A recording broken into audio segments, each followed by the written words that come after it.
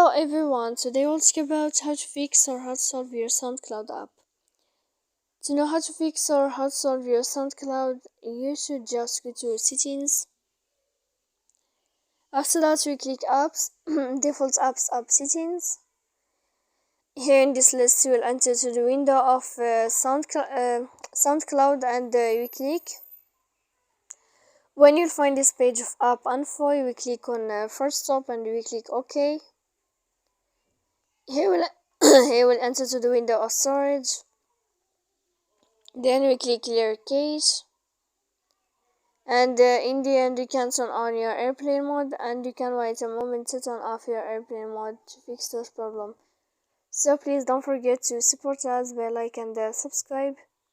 See you next time in another video, and thank you for your attention and your watching.